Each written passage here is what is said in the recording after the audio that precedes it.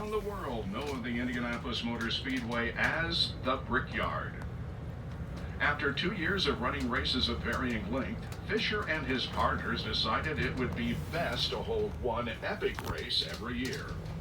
The Indianapolis 500 was conceived to be held every May around Memorial Day. Ray Haroon won that first 500 in the locally constructed Marmon Wasp, which can be seen on display within the museum. The day was a huge success, and the greatest spectacle in racing was born. We enter the track between turns 1 and 2 onto one of our short chutes, each of which measure 1/8 of a mile and are located at the north and south ends of the speedway. There are 4 turns, each a quarter mile in length from entrance to exit, and 2 straights, each measuring 5/8 of a mile. Altogether, these add up to a total track length of 2.5 miles. You're probably beginning to feel the effects of our banking as we enter turn 2. Each of our turns maintain their original 9 degrees and 12 minutes of banking, the same as in 1909. By comparison, Daytona International Speedway in Florida has 31 degrees of banking in its corners. The aerodynamics of Indy cars make them more suited to lower banked tracks. If you look to your left, some of the viewing mounds are coming into sight. These are located throughout the infield of the track and are used by general admission ticket holders. Coming into view on the right are the Turn 2 suites.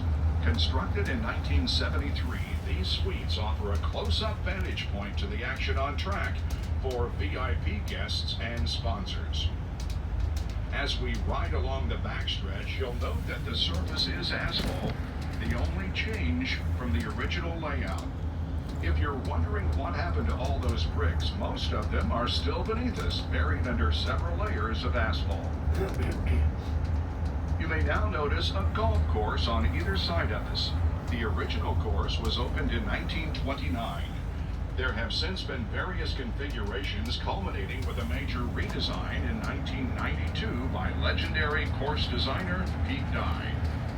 There are now 4 holes on the inside of the track and 14 beyond the back straightaway to your right. If Indy cars were on the track right now, you would see them speeding by at roughly 235 miles an hour or 378 kilometers per hour. This would allow them to cover a football field in 9/10 of a second. For safety purposes, we keep our buses restrained to a more leisurely pace. The Speedway has seen many forms of racing in its century plus of existence. Hot air balloons and motorcycles held competitions even before automobiles took to the track. IndyCar, NASCAR, Formula One, and sports cars have all held major events here. Motorcycles returned in 2008, and even airplane races were held in the skies close to where we are currently touring. Coming up on your left is one of the more recent permanent additions to our facility, a quarter-mile dirt track. This was installed in 2018 in part to honor USAC and IndyCar driver Brian Clausen with the BC39 Midget Car Race, held in conjunction with the Brickyard 400. This has become a premier USAC event with over 100 entrants in the first year.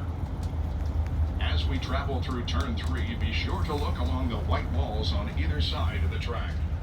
You will notice the SAFER barrier in front of the hard concrete. SAFER is an acronym for Steel and Foam Energy Reduction. This safety feature was developed by researchers at the University of Nebraska-Lincoln in conjunction with the Indianapolis Motor Speedway. It was first installed here in 2002.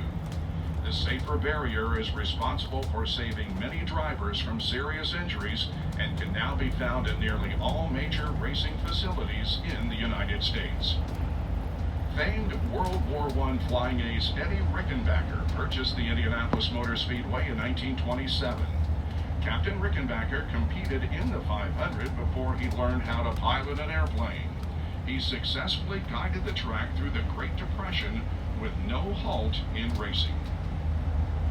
There were no events held here from 1942 through 45 as a result of World War II. Unlike the First World War, where the ground served as an aviation repair and refueling depot, the track was largely unused and began to be reclaimed by nature. At the urging of three-time 500 winner Wilbur Shaw, Terre Haute, Indiana businessman Tony Holman saved the track from demolition in 1945, purchasing it for $750,000. Under Holman-George leadership, the speedway prospered and became the worldwide icon known today. In January of 2020, the track was sold to longtime race team owner and entrepreneur Roger Penske. If you look left, portions of the north end of the Speedway's road course will come into sight. Though early track renderings called for an interior road course, it took until the turn of the 21st century for one to be finally installed. The current layout measures 2.439 miles in length with 14 turns. Here we are on the front straight. A large portion of the 250,000 plus permanent seats can be seen. Combined with the viewing mounds, the Indianapolis Motor Speedway can hold upwards of 350,000 people. This means the entire population of Cincinnati, Ohio, or the country of Iceland, could find space to watch events here. The Indianapolis 500 holds the distinction as the world's largest attended single-day sporting event. There is a wall separating the racing part of the front straight from pit lane. The original version of this was installed in 1957 and may have been the first of its kind anywhere in the world. Coming up on the left is Victory Podium, and adjacent to it, the Pagoda. The iconic structure has 10 floors, and its height is equivalent to a 13-story building. Opened in 2000, it is the location for timing and scoring, master control, media broadcasts, and private suites. Running through the pagoda and onto the racing surface is a link to the past, the Yard of Bricks. Every brick you see dates back to the original surface in 1909. The front stretch remained predominantly brick until October of 1961, when the entire track was paved with asphalt except for this narrow strip. The checkered flag is out! Goodyear makes a move! Little Al wins by just a few tenths of a second! Perhaps the closest finish in the history of the Indianapolis 500!